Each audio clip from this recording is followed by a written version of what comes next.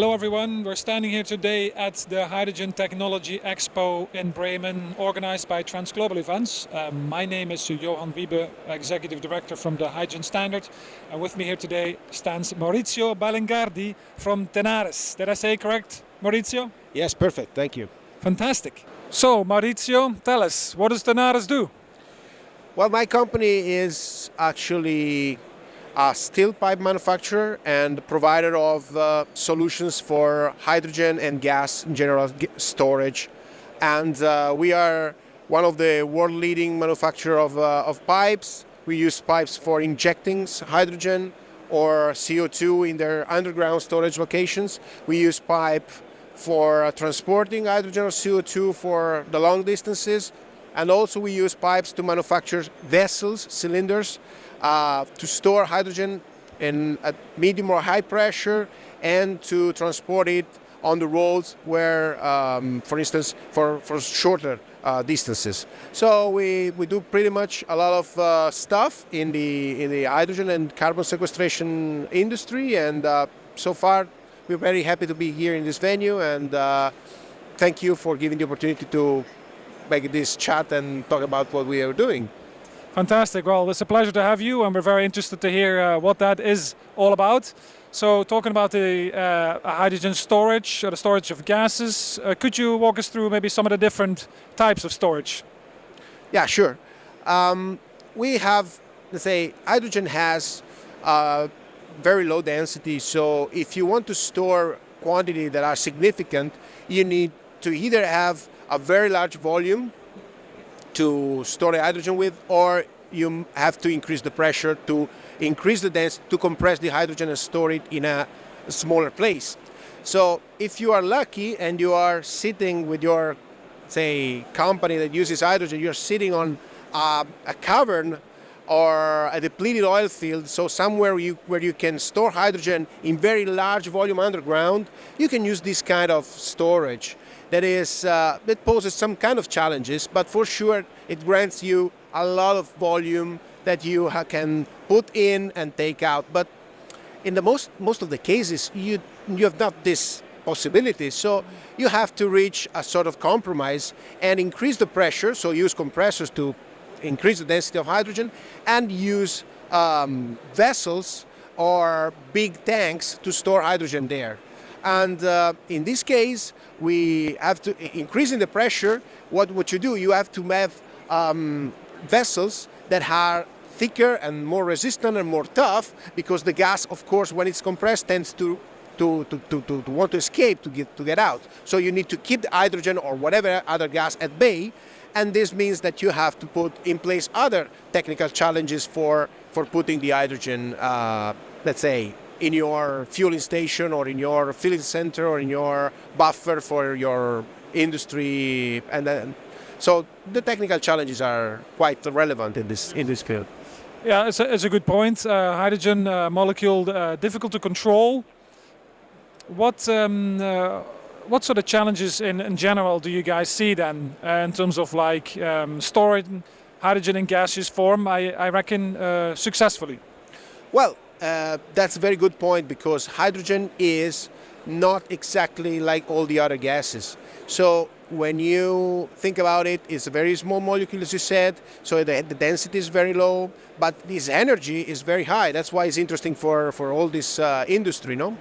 And also it interacts with material in a peculiar way, and it's not inert as can maybe nitrogen or air, compressed air be.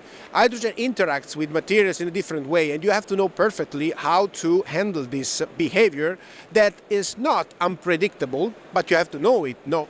So what we do, for instance, at Tenaris, is we run a program of intense testing of materials under high pressure hydrogen conditions to understand perfectly how hydrogen is modifying the properties of the material, so we can engineer the right solution to store the material at high pressure. So, can I intervene there quickly?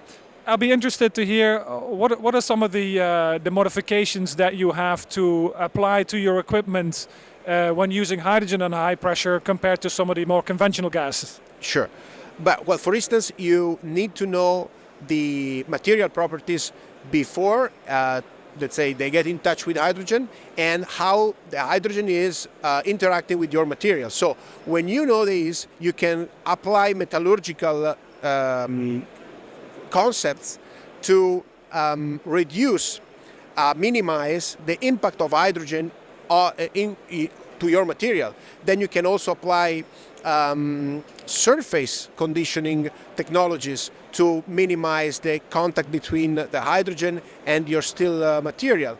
And then you have to modelize, so you keep you take the results of your experiments, the results of your laboratory testing, and you put them in advanced modeling, 3D modeling, to understand where is the weak point of your storage system and where you have to act to increase the toughness, the robustness of your equipment, and to avoid that any leakage or catastrophic failure occurs in your thing. So hydrogen poses very interesting and very challenging problems, but it's also true that we can know them, and testing in the same condition that will be in service, we can overcome them and propose to the industry a robust solution as we always did.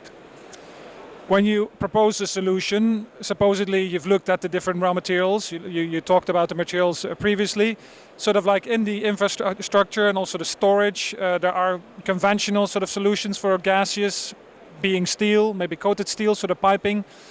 Quite often, the introduction of hydrogen has brought to light the challenges of transporting it through steel pipes to the embrittlement, and also.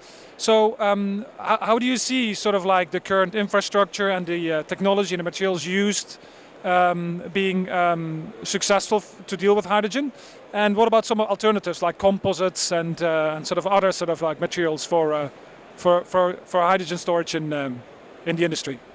Yeah, this is a very broad and complex say question to deal with. For sure, we have on one side materials that have been used since years, and for instance, some of the steels we use for hydrogen storage are actually in place, or for transportation of hydrogen or blends, are actually in place and used in the industry since more than half a century. So we know that this is a robust solution, and it can be improved in what direction to take. Of course, there are let's say there are other solutions that can be used for. You mentioned composites, or even other kind of metals, not steel, can be used. The matter is that they have relatively new path behind them. Some of them are more successful than others. Some of them offer more advantages compared to steel. Cost is for sure one thing that has to be taken into account. Reliability over time. This is another interesting thing to understand, because when you deal with material that has to last for 30 years, 50 years on an entire life, you need to find the right compromise, the right testing to be sure that this will never be a problem, not only now when you sell or install the equipment, but also in 50 years. No? So these are the challenges that are being, let's say, faced by the companies that are offering the alternative solutions. We are also looking at them, and I'm not saying that there are no chances to change what is behind now, but it's a good evolution in the industry that I think is going in the right direction. Fantastic, Maurizio. Thank you very much for that comprehensive overview. Maurizio from Tenaris. Yes.